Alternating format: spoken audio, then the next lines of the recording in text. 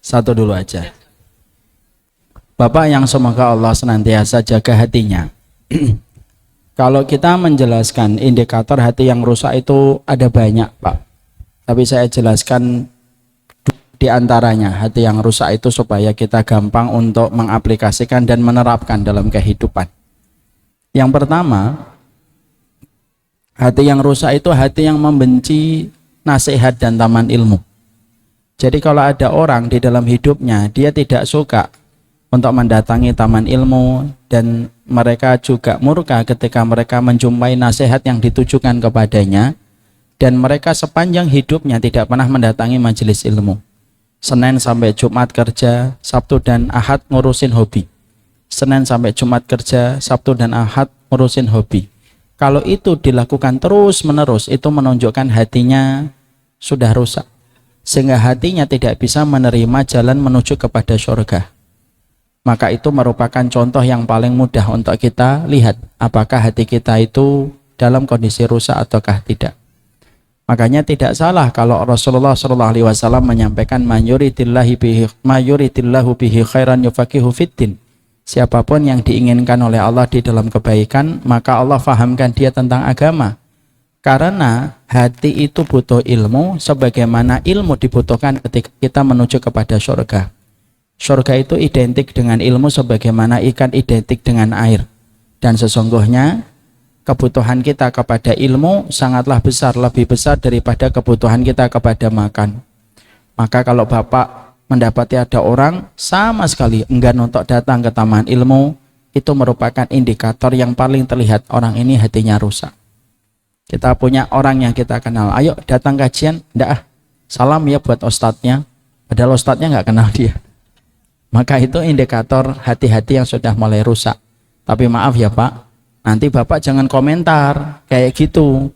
Ayo Mas ngaji, nggak mau. Ciri-ciri hati yang rusak, jangan gitu. Nanti malah terjadi pertengkaran. Kita doakan saja semoga dia diberikan kemudahan oleh Allah untuk menerima hidayah di masa mendatang. Yang kedua, yang paling mudah kita terapkan, hati yang rusak itu hati yang tidak pernah meresap setiap ayat yang dia baca di dalam Al-Quran untuk bertahan lama. Jadi kalau ada manusia, kalau ngaji nggak sampai 5 menit sudah terasa penat, bosan gitu. Dan ternyata dia lebih membutuhkan dan condong kepada entertain dan hiburan lebih panjang daripada dia berinteraksi kepada Al-Quran, maka itu juga hati yang rusak, Pak. Jadi Quran itu bisa menunjukkan siapa kita di hadapan Allah. Jadi orang kan kadang bingung, Ustadz bagaimana kami mengetahui kami dicintai oleh Allah? Sebenarnya simpel jawabannya. Sedekat kamu dengan mushaf, sedekat itulah posisimu di hadapan Allah. Makanya Nabi kan mengatakan bacalah dan naiklah. Kenapa kau membaca Al-Quran disebut dengan diksi naiklah? Karena posisi kita itu tinggi bersama dengan bacaan Quran yang kita peroleh. Bapak dan Ibu, saya sekitar 2 bulan yang lalu ada seorang dokter mengisi acara kajian bersama saya di hotel. Beliau cerita, ternyata sel-sel kanker itu kalau dibacain Quran itu langsung diem, dia nggak bergerak.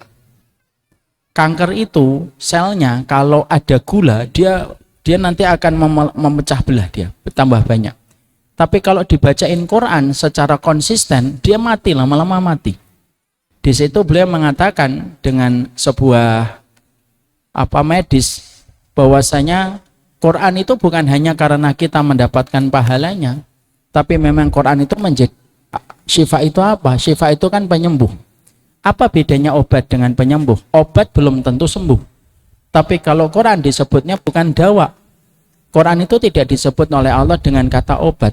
Quran itu disebut oleh Allah dengan kata syifa. Syifa itu penyembuh. Berarti tidak ada sakit kecuali disembuhkan oleh Quran itu, kecuali yang Allah kehendaki dengan takdir yang lain. 2 itu saja Pak, kita lihat Pak. Kecintaan dia kepada ilmu, tanda hatinya baik. Nyamannya dia ketika bersama Al-Quran, itu tanda hatinya baik. Kalau 2 perkara itu tidak ada, dia tidak baik. Siapapun dia, ustadz ataupun tidak ustadz, guru atau tidak guru, orang biasa ataupun terkenal, 2 ini yang harus dijaga. Walinya Allah itu bukan orang yang terbang. Walinya Allah itu bukan hanya orang yang mampu jalan di atas air, bukan. Walinya Allah itu orang yang konsisten bersama Al-Quran dan konsisten ketika dia duduk di taman ilmu. Orang yang mengamalkan sunnah itu walinya Allah. Dan itulah yang kita kejar hari ini. Jangan pernah ngejar jadi ustadz. Anak enggak pernah itu nyuruh anak saya jadi ustadz ya nak, enggak. Enggak pernah keluar dari mulut saya. Selalu yang saya bisikkan ke telinga mereka, jadi walinya Allah. Kalau wali Allah itu bisa apa aja. Dokter walinya Allah bisa. Pebisnis yang walinya Allah banyak, Pak. Jadi walilah Allah, dan salah satu ciri dan salah satu indikator walinya Allah tidak pernah jauh dari Al-Quran, dan pula dia tidak pernah membenci taman-taman ilmu dan taman-taman nasihat. Bismillahirrahmanirrahim. Assalamualaikum warahmatullahi wabarakatuh. Salam Bapak. Kita pernah ketemu ya Pak? Ya? Kita pernah ketemu kah? Masya Allah, saya baru mau menyampaikan Ustaz. Jazakallah, saya Nasruddin di Villa 1, pernah ketemu Ustaz di acaranya Pak Ipo Santosa waktu ada heli trip pakai Ustaz. Oh iya, makanya wajahnya familiar sekali. Iya. Ustaz, dari apa yang tadi Ustaz sampaikan, apa yang saya sampaikan Pak tadi? Banyak kan Ustaz, tidak bisa dirangkum ya. Hanya saja satu mungkin yang ingin saya tanyakan tadi terkait dengan Ramadan itu bukan sekedar apa yang bisa meningkatkan kebaikan kita, tetapi tadi Ustaz sampaikan juga dari hadis tadi bahwa Ramadan juga bisa menjadikan kita itu celaka, Ustaz. Betul, Pak. Nah, yang ingin saya sampaikan tanyakan adalah amalan apa yang harus kita kejar di Ramadan itu, karena kan amalan itu banyak, Ustaz, yang harus kita utamakan di Ramadan itu agar kita ini selamat dari kecelakaan dan mendapatkan ketinggian kemuliaan di Ramadan tadi, Ustaz. Itu saja. Jadi amal apa yang harus kita kejar, yang lebih kita utamakan agar kita selamat dari kecelakaan tadi, Ustaz. Itu saja. Assalamualaikum warahmatullahi wabarakatuh. Ditutup Bapak. Waalaikumsalam warahmatullahi wabarakatuh. Bapak tetap pegang mic. Mana yang paling utama, melakukan ketaatan atau meninggalkan kemaksiatan? Meninggalkan kemaksiatan, Ustaz. Mana dalilnya, Pak? Jawab aja. Maka sesungguhnya betul jawaban Bapak. Tarkul munkarat la yaf'aluha illa siddiq wa fi'lul khairat yaf'aluha kullul mu'min. Melakukan kebaikan itu bisa dilaksanakan siapa aja, Pak. Tapi meninggalkan dosa itu hanya bisa dilakukan sama orang-orang yang jujur dalam keimanan. Sedekah sama anak yatim, pezina bisa, Pak. Pezina bisa. Penyanyi bisa. Tukang sinetron bisa. Tapi kalau meninggalkan zina itu hanya dilakukan sama orang yang jujur dalam keimanan. Karena meninggalkan maksiat itu lebih besar di sisi Allah.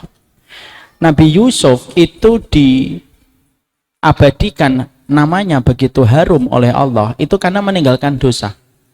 Apa yang paling kita ingat dari Nabi Yusuf? Salatnya? Enggak. Sedekahnya? Enggak. Yang paling kita ingat dari Nabi Yusuf adalah selamatnya Nabi Yusuf dari zina. Disitulah para ulama mengatakan bahwasanya meninggalkan dosa itu lebih utama. Ini jadi prioritas dulu, Pak. Apa dosa yang sering terjadi ketika di bulan Ramadan? Pertama, rusaknya hati kita melihat saudara kita ketika kita di bulan Ramadan. Contoh, Bapak terawih, lalu Bapak melihat keluar jendela, ada orang seliweran gitu di luar masjid. Lalu kita berprasangka buruk. Ramadan masih ngojek. Terawih dulu. Lalu kita merasa lebih baik dengan terawih yang kita lakukan. Itu ngerusak, Pak. Kenapa? Karena bisa jadi yang di luar masjid mereka sedang menyambung hidupnya, dan bisa jadi mereka terawihnya nanti. Karena pada waktu itu dia sedang menyambung hidupnya untuk memberikan kecukupan pada keluarganya supaya keluarganya tidak menjadi peminta-minta. Karena saya pernah diomongin, Ustadz, saya itu pernah naik ojek. Orangnya nanya, kan saya pakai peci. Ustadz ya? Iya gitu. Saya mau jawab enggak enak gitu. Itu pertanyaan yang susah dijawab tuh, Ustadz ya? Itu tuh bingung saya jawab. Enggak. Maka saya bilang, iya Pak gitu. Iya sekali mau nanya Ustadz. Kalau saya itu keluar jam 2. Dan saya itu terkadang memang qadarullah, bukan qadarullah. Dan jawabnya tuh, dan terkadang kalau ngojek sampai isya Ustadz. Lalu saya itu dapat 50 ribuan. Nanti saya pulang istirahat, saya terawihnya jam 11. Karena kalau saya terawih habis isya, saya tidak mampu. Karena saya harus menyambung hidup. Kalau saya tinggalkan ojek saya, anak saya nggak makan, istri saya nggak makan. Apakah saya salah? Enggak, Pak. Silakan dilanjutin. Semoga nanti satu waktu diberikan kelapangan. Saya lalu berkata, mencari pekerjaan dan mencari rezeki hukumnya wajib atau sunnah? Wajib. Sholat tarawih itu sunnah atau wajib? Sunnah. Yang sunnah bisa ngalahin yang wajib tidak? Enggak. Yang wajib tetap didahulukan. Istri saya, Pak. Bapak kan tahu anak saya 8. Kalau saya masuk ke rumah, Pak, di pintu kamar ada, di tangga ada, di atas ada, di kamar ada. Istri saya itu sering sekali sedih kalau 10 hari terakhir. Sering nangis, berulang-ulang tetap aja nangis. Dia selalu ngomong, saya tuh pengen itikaf tapi enggak bisa-bisa. Karena tahun ini menyusui, tahun depan hamil, tahun ini menyusui, tahun depan. Jangan gitu, Pak, biasa aja. Lalu istri saya ngomong, saya tuh pengen itikaf gitu. Saya peluk, Pak. Saya bilang, itikaf itu hukumnya apa? Sunnah. Terus kamu ketika mendidik anak kita, ngerawat anak kita, menjaga anak kita, itu hukumnya wajib atau sunnah? Wajib. Berarti kamu lebih utama. Jadi memahami ilmu itu penting supaya kita bisa mengenal keluasan kita di dalam kita beramal. Makanya amalan prioritas yang pertama itu jaga dari larangan. Dan larangan apa yang paling harus kita jaga? Kesombongan. Jangan sampai sholatnya kita di sop pertama ketika taraweh, sembari kita melihat keluar jendela, kita remehkan orang yang di luar sana. Karena bisa jadi Allah memberikan rahmat kepada mereka dan Allah menampik rahmat untuk kita karena kesombongan kita. Allah tidak pernah mencari hati yang meninggi dan Allah tidak pernah mencari jiwa yang melangit. Dan Ramadan itu kadang-kadang menjadikan hati kita itu melangit, Pak. Pulang taraweh, ada tetangga kita baru buka pagar, masukkan motor dalam hati kita. Budak dunia gitu. Jangan gitulah. Karena bisa jadi dia tidak sampai pulang ke rumah ketika di perjalanan tadi dia udah ngejar taraweh. Tapi apalah dia tiba-tiba dia menemukan ada temannya sakit, dia bawa ke rumah sakit, akhirnya dia telat taraweh. Kita tidak pernah tahu kejadian orang, Pak. Contoh paling nyata, saya sampaikan bagaimana kita disuruh berprasangka yang baik. Saya itu punya 2 kakak ketika dua-duanya masih hidup. Saya pernah melewati momentum di rumah nggak ada orang, Pak. Saya, bapak, dan kedua kakak saya aja. Kedua kakak saya cerebral palsy, kayak anak di bawah 5 tahun. Kakak perempuan saya, bapak dan ibu, itu spesial dia. Dia suka tantrum, dia suka nangis keras. Kalau tidak ada saya, tidak ada bapak setelah sepeninggal ibu. Jadi harus gantian. Kalau bapak nggak ada, saya harus ada. Kalau saya nggak ada, Pak harus ada. Pernah satu momen ketika rumah kita nggak ada orang, karena saya pulang dari kajian, maka saya itu karena tahu Bapak itu sering di rumah dan tidak bisa ke masjid, saya bilang, Bapak pergi aja yang ke masjid, saya yang di rumah. Maka akhirnya berkumandang adzan, iqamat, kan saya tetap di rumah, Pak. Karena kalau saya pergi, nanti tantrum kakak saya.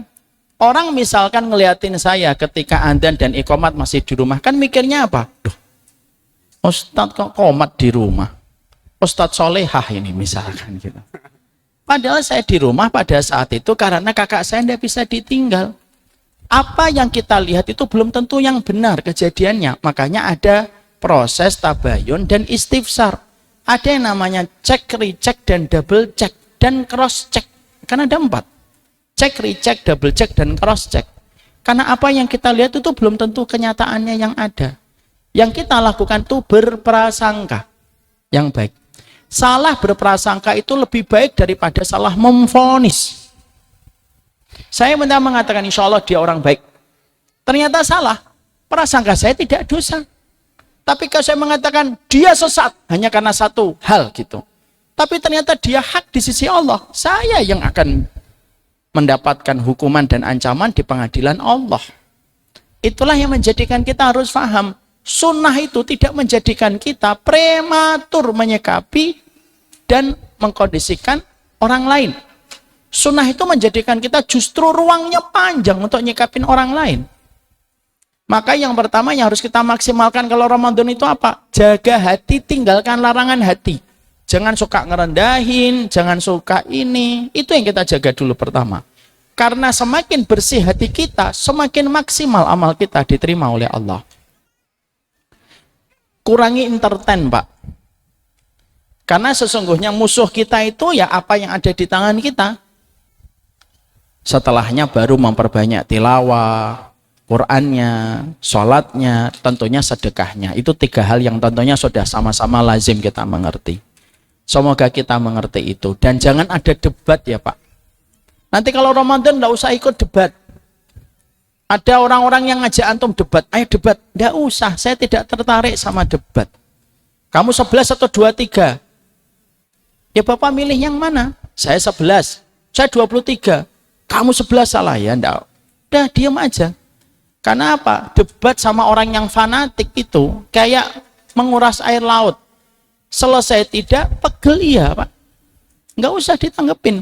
Fikih itu luas, yang sempit itu hati kita. Fikih itu luas, yang sempit itu rumah kita Pak. Enggak usah kita ngurusin masalah fikih. Saya pernah ada satu kejadian kisah nyata Pak. Pas puasa Arafah sekitar 7 tahun lalu. Ada yang ikut Arafahnya ngikutin wukuf, ada yang Arafahnya ngikutin mikot makani, mikot tempat sini. Debat Pak di grup. Yang satu kopas panjang, yang satu kopas panjang. Akhirnya yang satu live group, yang satu live group. Adminnya bingung. Adminnya ikut live group Pak. Itu. Yang mau puasa Arafah ngikutin wukuf benar, yang mau puasa ngikutin tanggalan mikot makani di Indonesia benar. Yang nggak benar itu yang nggak puasa Arafah. Sudah debat panjang, besoknya telat sholat subuh. Terus piye? Makanya saya ngajarin anak saya itu perbedaan itu dari kecil Pak. Anak saya itu sering nanya dan sering saya jawab, Bi kenapa kalau di masjid ada doa habis rukuk itu namanya kunut? Tapi kalau Abi ketika pas pandemi, ketika sholat subuh, itu nggak pakai kunut. Iya, itu pilihan Abi. Tapi itu juga pilihan yang ada. Kita hormati. Kenapa Abi kalau sholat di belakang kunut, Abi kunut? Karena Abi makmum. Ju'ilal imam liyutamma bihi. Akhirnya anak itu mulai paham. Anak saya mulai ajarin yang gede-gede yang sudah 10 tahunan. Itu saya ajarin, ini ya nak, jenggot nanti kamu harus paham. Tentang celana harus paham. Tapi saya juga ajarin mereka untuk ngerti perbedaan para ulama. Makanya ketika kami pernah, saya contoh ini bukan maksud apa-apa, saya pernah pergi ke Uzbekistan sama anak-anak. Saya salah satu yang saya ajarin itu apa? Di Uzbekistan itu madhabnya Hanafi. Ya nak? Terus gimana Bi kalau madhab Hanafi? Nanti kalau imamnya membaca waladhdallin jangan keras-keras baca amin. Loh kok gitu? Iya itulah fikih. Fikih itu luas. Pas di Uzbekistan Pak kita makmum di masjid, anak-anak saya diam ketika baca amin, bapaknya yang baca amin keras. Saya lupa malah anak saya protes itu, babi malah baca amin keras, lupa. Itu yang kita ajarin mulai kecil, mulai sekarang itu. Kalau ibu-ibu ngajarin, oke, kamu harus pakai cadar, enggak apa-apa, ajarin aja kalau menurut ibu itu yang paling benar. Tapi ajarin pula bagaimana cara dia melihat kalau ada saudaranya dan orang lain tidak memakai cadar. Supaya dia punya kelapangan hati, dia punya rahmat di dalam hatinya. Dan melihat rahmat itu apa? Melihat umatnya Nabi itu dengan pandangan yang teduh. Tidak melihat umatnya Nabi dengan pandangan yang membenci. Kita itu diajarin untuk saling mencintai Pak. Disuruh sholat nempel. Supaya apa sih? Supaya kita tidak bermusuhan kan. Makanya apa ucapan imam kalau akan mengkondisikan sholat? Ayo rapikan, jangan berselisih supaya hati kalian tidak berselisih. Makanya maaf ya untuk ikhwan-ikhwan itu, kalau kalian rajin mencari kaki untuk merakatkan safmu, kamu itu harusnya rajin mencari hati selepas sholat. Kadang-kadang cuma rajin nyari kaki ketika sholat, tapi ketika di luar sholat melengos. Orang yang suka membuang wajah itu akan ketemu dengan orang yang suka nyari wajah. Janganlah. Kita itu diperintahkan. Kenapa kita diperintahkan ngomong yang baik? Supaya nggak nyakitin orang. Kenapa kalau kita bertamu? Saya bertamu ke tempat Bapak. Bapak nyajikan 2 apel gini ke saya saya pergi sama beliau, itu nggak boleh saya makan langsung 2 pir kayak gini, itu nggak boleh. Kenapa? Supaya nggak nyakitin teman saya. Loh, dia makan 2 pir, lah saya apa gitu.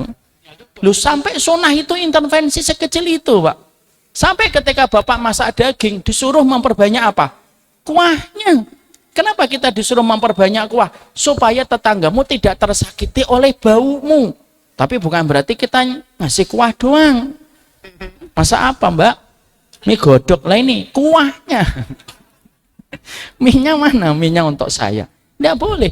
Kenapa intervensi sampai semacam itu? Supaya menjaga persaudaraan. Kenapa kita kalau bertiga nggak boleh bisik-bisik? Saya, beliau sama Pak Samsuri. Boleh nggak saya bersik-bisik sama beliau? Nggak boleh. Padahal saya cuma ngomongin gas LPG 3 kilo gimana? Aman? Aman gitu. Tapi kenapa saya nggak boleh berbisik-bisik? Karena nyakitin hatinya beliau. Kalau ngetok pintu, saya kasih tahu nih, sering saya ucapkan berulang-ulang. Kalau kita ngetok pintu, di dalam kitab Mausu'atul Adab Al-Islamiyah Al-Murattabah ala Hurufil Hijaiyah Abdul Fattah Hisayyin Nada hafizahullah taala, kalau kita ngetok pintu, itu ndak boleh di depan pintunya langsung, harus serong ke kanan, serong ke kiri. Kenapa? Supaya ketika pintu itu dibuka, kita tidak langsung melihat ke dalam rumahnya. Kenapa? Sebagian orang mukmin itu menerjemahkan rumah itu aurat. Saya termasuk orang yang menerjemahkan rumah saya aurat, Pak. Makanya kalau ngetok pintu jangan sampai ngelihat ke dalam.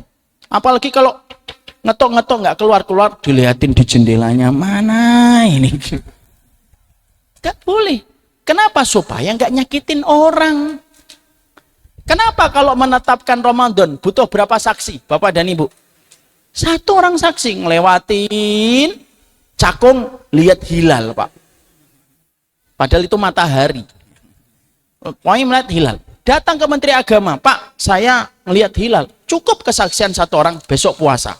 Tapi kalau ngelihat orang zina, 1 saksi, enggak. 2 saksi, enggak. 4, Pak. Padahal mendatangkan 4 orang saksi yang melihat zina itu mudah atau susah? Susah. 1 orang lagi ngelihat, yang 3 lagi on the way. Bro, cepet bro, mau selesai. Yang 2 datang, yang 1-nya nggak jadi, jijik saya ngelihatnya. Nggak jadi, Pak. Kenapa harus 4? Semangatnya Islam itu menjaga kehormatan supaya kita gampang mencintai sesama muslim. Makanya jangan mengkafirkan gampang, jangan menyesatkan gampang. Dikit-dikit sesat, dikit-dikit bid'ah, dikit-dikit sesat, dikit-dikit wahabi, wahaboy, wahabi, wahaboy. Sampai kapan kayak gitu? Janganlah. Kalau Ramadan sudah, tutup semua pintu debat. Hati kita ini terlalu berharga untuk diajak debat. Kalau Bapak dihujat, Bapak bersyukur. Kenapa? Setan tidak memilih kita untuk mencela orang lain. Ada teman saya dikatakan, saya dicela, lu justru selamat. Kenapa? Antum tidak dipilih setan untuk mencela. Oh, setan memilih dia untuk mencela antum. Enak. Kalau kita disebut macam-macam, malah tenang, Pak. Tidak berkurang kondisi kita. Maka jangan jadikan kita itu ngelihat debat. Ngelihat debat di sosial media nggak usah kalau Ramadan. Sekarang kan YouTube tuh penuh dengan narasi pertikaian terus. Kadang-kadang tuh saya sebel, Pak.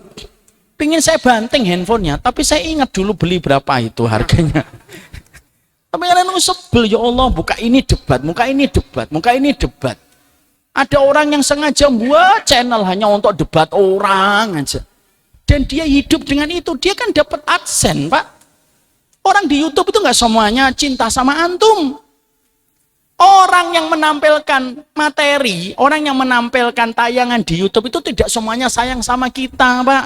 Dia sayang sama adsense-nya. Demi Allah itu. Di YouTube-nya kami saja Syamilah sebelum kami tutup, sekarang kami nggak pakai adsense. Dulu ketika kami pakai adsense itu hampir 20 sampai 30 juta per bulan. Tapi karena adsense-nya banyak campur-campur, saya ngomong sama tim, tutup aja. Nggak usah pakai adsense lagi. Ada orang yang mereka itu membuat konten di YouTube itu bukan karena sayang sama kita. Hanya mengadu domba kita, supaya kita panas terus setiap waktunya. Sudahlah. Sesama umatnya Nabi itu nggak usah saling bertengkar. Jangan sampai gigi kita lebih runcing kepada saudara kita. Saya tidak mengkhawatirkan Islam toleran sama non-muslim. Saya tidak khawatir, Islam sudah selesai dengan itu. Yang saya lebih khawatirkan itu toleransi Islam dengan Islam. Jangan jadikan bulan Ramadan ini mencaci maki. Udah selesai. Udahlah, mari kita doakan. Doakan masyarakat, doakan umat, doakan negara. Sudah sibuk dengan amalan yang terbaik menurut apa yang digariskan oleh baginda Nabi. Bisa paham Bapak? Iya, paham. Jazakallahu khairan. Sami-sami Bapak, silahkan duduk kembali.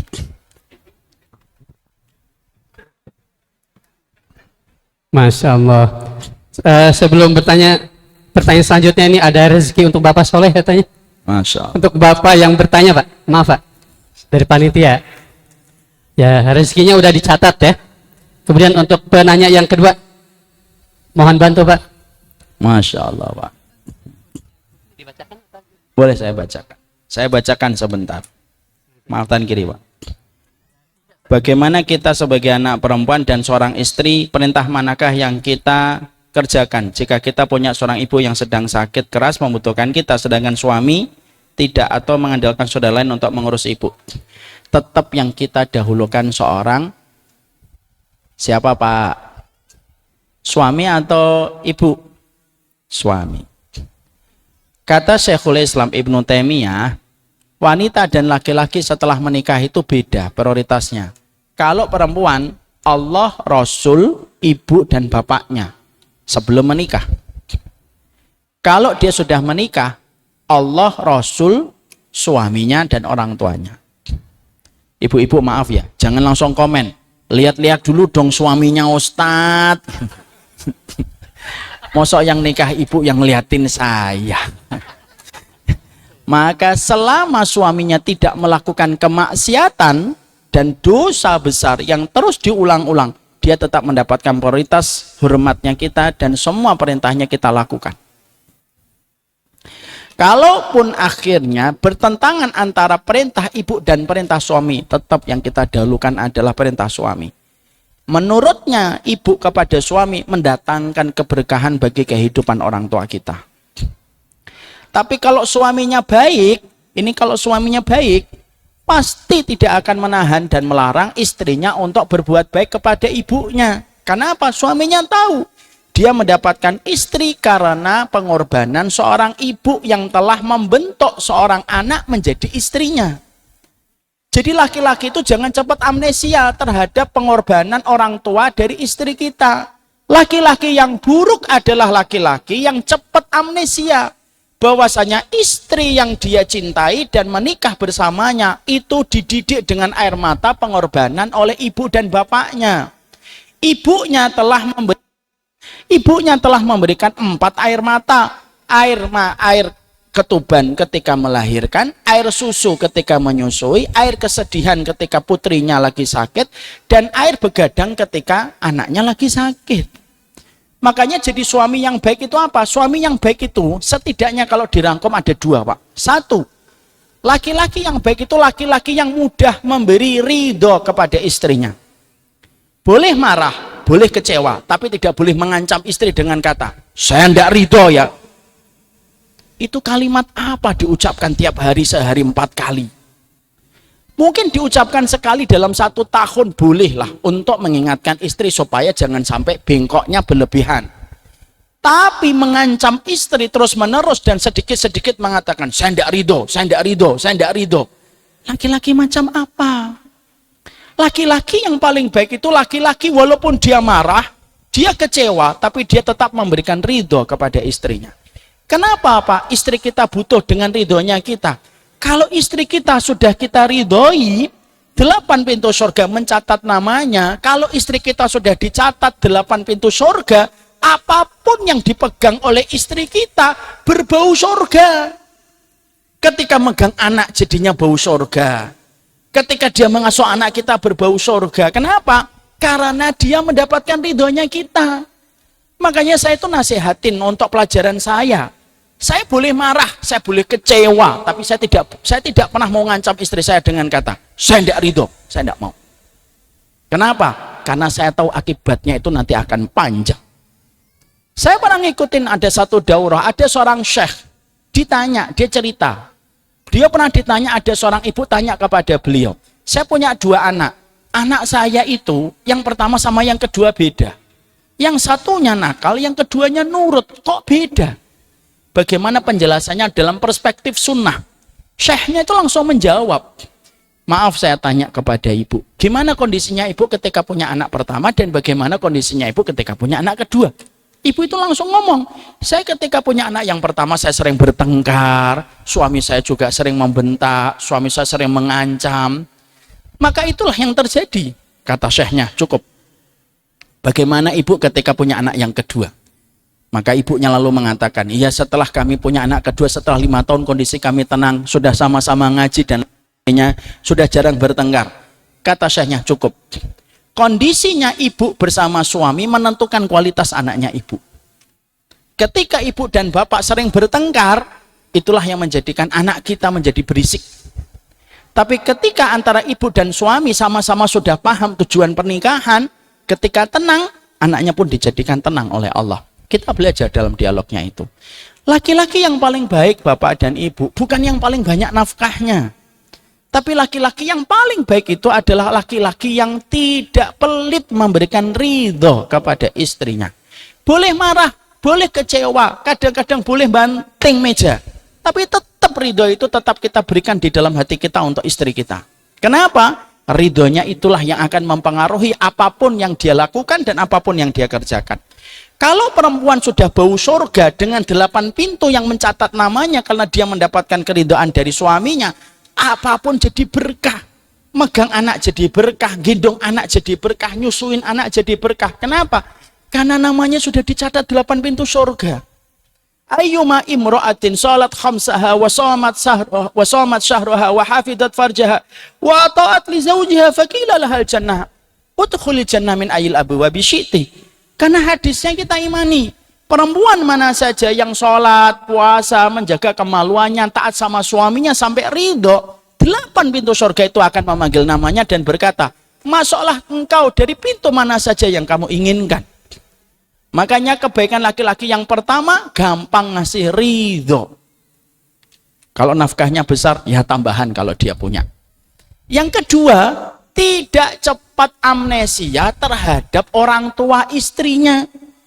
Karena bagaimanapun istri kita, Pak, yang kita harapkan dia menjadi ibu anak-anak kita, bagaimanapun dia menjadi anak dari orang tuanya. Kalau bapak, ini saya sampaikan, sini satu hadis penting. Kalau bapak melarang istrinya berbuat baik kepada orang tuanya, demi Allah ya, anak kita nanti akan mendapatkan jodoh yang akan melarang dia berbuat baik sama bapak. Sebagaimana bapak dulu melarang istrinya berbuat baik kepada orang tuanya. Mana dalilnya Ustadz? Rasulullah bersabda, kama tadinu tudanu. Sebagaimana kamu memperlakukan, sebagaimana itu kamu diperlakukan. Kadang-kadang kesulitan yang kita dapatkan di masa tua, itu karena kesulitan yang kita hadirkan untuk orang lain di masa muda. Makanya kalau ibu cemburu sama mertua, Allah akan memberikan ibu kepada anak yang memiliki jodoh, yang cemburu sama ibu. Sebagaimana ibu dulu cemburu sama mertuanya. Kalau bapak menyulitkan istrinya untuk berbuat baik kepada orang tuanya, walaupun bapak punya hak, demi Allah ya, algoritma takdir akan berjalan. Bapak akan mendapatkan menantu yang akan menyulitkan anak bapak berbuat baik sama bapak. Sebagaimana dulu bapak menyulitkan istrinya berbuat baik kepada orang tuanya. Paham di sini? Paham insya Allah.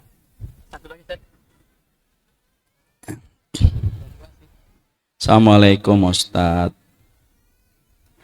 Di balik budaya masyarakat kita di akhir Ramadan biasanya kan mudik, sehingga kadang tidak jarang karena safar membatalkan puasa karena niat ingin membahagiakan orang tua di kampung. Maka saya agak khawatir, terakhir agak terbengkalai. Bagaimana hukumnya Ustadz? Jadi begini Ibu, kalau kita mendapatkan kondisinya memang tidak fleksibel, bahwasanya suami kita mendapatkan liburan itu pada saat ketika akhir Ramadan, maka sesungguhnya kondisinya harus fleksibel. Satu, kalau mampu mengkondisikan orang tua untuk memahami kita bahwasanya safarnya setelah Ramadan selesai, itu jauh lebih baik. Kita fahamkan orang tua dulu. Tapi orang tuanya bilang, janganlah nak, pulang aja, temenin ibu. Tidak perlu membenturkan pintu surga dengan pintu surga. Paham? Terakhir bulan Ramadan pintu surga, orang tua kita pun pintu surga. Dan maaf, jangan suka mengukur ukuran sepatu ibu kita dengan ukuran sepatu kita ketika memahami ilmu dan taklim. Bapak sudah taklim, ibu sudah taklim, di Jakarta banyak, di Bekasi banyak. Tapi orang tua kita di Purwokerto, di Wonosobo, di Kudus tidak sebanyak taklim di tempat kita. Lalu tiba-tiba kita memaksa pengetahuan orang tua kita sama dengan pengetahuan kita ketika kita berada di Tambun, ketika banyak taklim, itu salah. Kalau kita mampu menjelaskan, alhamdulillah. Tapi kalau orang tua kita tetap ngotot supaya kita pulang karena belum nyampainya ilmu kepada mereka tentang dahsyatnya 10 hari terakhir di bulan Ramadan, maka yang kita lakukan adalah kompromistik untuk bersama mereka. Tetap pulang, tapi pulangnya tetap itikaf di masjid kampung yang kita tuju. Tetap pulang, lihat senyuman orang tua kita, tapi tetap maksimal ketika kita melakukan ketaatan di kampung rumah. Kalaupun kita harus membatalkan satu puasa karena safar, maka sesungguhnya safar itu merupakan rukhsah dan itu tidak menjadi dosa. Tapi yang paling baik, safarnya itu setelah lebaran. Tapi kalau belum bisa dikompromikan, maka lakukanlah sembari pelan-pelan. Nanti satu waktu kita bisa mengkondisikan apa yang difahami oleh ibu kita. Sebaliknya, bagaimana Ustadz membaca Al-Quran dengan cepat demi dapat khatam yang banyak, atau khatam 1 dan 2 kali tapi tartil bacanya? Maka lebih baik 2 kali khatam tapi tartil bacaannya. Yang lebih baik lagi 6 kali khatam tartil bacaannya. Itu.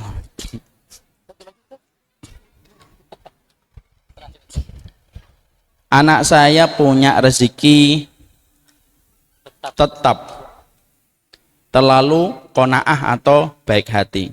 Khawatir bagaimana caranya supaya anak saya agak galak karena terlalu baik, takut dimanfaatkan sama temannya di sekolah. Ini masalah yang sama dengan saya ini. Kita yang harus ngajarin boundaries. Boundaries itu batasan-batasan untuk anak kita. Tentunya kita itu harus mengajarkan kepada mereka sebuah ketegasan. Ada anak saya nomor 5 kelihatannya. 5, ya 5. Nomor 5. Ya ngitung dulu jangan sampai ketukar. Anak saya nomor 5 itu terlalu baik sampai akhirnya terlalu tidak punya batas, sehingga akhirnya terkadang kayak people pleaser. Tahu people pleaser? Suka nyenengin orang tapi kadang-kadang berkorbannya terlalu besar untuk dirinya gitu. Ini hal yang baik dulu kita jaga, tapi bagaimanapun dia harus mulai banyak batasan. Ini nomor 6-nya Pak. Kalau tadi nomor 5, maka kita harus menjelaskan kepada dia boundariesnya itu apa, batasannya itu apa. Contohnya kalau barang kamu diambil nak, kamu harus tegas mengatakan tidak. Termasuk masalah maaf ya, seksual, itu juga harus disampaikan. Saya sampaikan sampai hal yang kecil. Nak, kalau kamu dicium sama siapapun selain abi dan ibu, boleh. Itu termasuk boundaries. Itu termasuk boundaries. Kalau pahamu dipegang sama kakak kelasmu, itu enggak boleh. Enggak boleh itu. Kalau kamu diajak ke kamar mandi sama temanmu walaupun sama-sama laki-laki, lalu disuruh ayo sama-sama buka celana, itu nggak boleh. Itu harus disampaikan secara verbal kepada anak kita dengan bahasa-bahasa itu. Termasuk salah satunya, maaf ya, kita tidak bisa menafikan hari ini bahwasanya penyimpangan seksual itu sudah begitu marak bahkan di pondok-pondok pesantren. Maka saya selalu sampaikan bahwasanya pondok pesantren itu harus memiliki peran serta dan tanggung jawab yang kuat. Dan salah satunya memang bagaimana menanamkan boundaries, batasan-batasan itu. Kita sampaikan kepada anak kita. Dan itu sembari kita belajar apa batasan-batasan itu, saya yakin insya Allah di Ulul Albab ini bukan hanya pengajian umum, tapi parenting kalau bisa pun harus dilakukan supaya kita memiliki keilmuan. supaya kita tidak bingung di dalam merawat anak-anak kita. Bolehkah mempersiapkan baju baru untuk terawih? Boleh. Yang tidak boleh itu kalau baju barunya nyuri. Nah, itu nggak boleh. Kalau baju baru untuk anak kita terawih, silahkan saja. Barakallahu fikum. Mari kita hadirkan makna kembali pada Ramadan kita, dan yang terpenting marilah kita memiliki hati yang ruhama, hati yang penuh kasih sayang kepada sesama umatnya Rasulullah Shallallahu Alaihi Wasallam. Mari kita terjemahkan Ramadan bukan hanya sekedar fikih, tapi mari kita terjemahkan Ramadan itu merupakan sebuah anak tangga dari sebuah shortcutnya kita menjadi ahli jannah. Tidak ada shortcut, tidak ada jalan pintas yang bisa begitu instan menjadikan kita mendapatkan ampunan dan mendapatkan surga kecuali amalan di bulan Ramadan. Saling mengingatkan antara suami istri, saling melembutkan hubungan suami istri di bulan Ramadan. Semoga Ramadan itu terasa keberkahan dan kehangatan untuk keluarga yang kita miliki. Barakallahu fikum wa sallallahu ala nabiyina Muhammad. Walhamdulillahirabbil alamin. Assalamualaikum warahmatullahi wabarakatuh.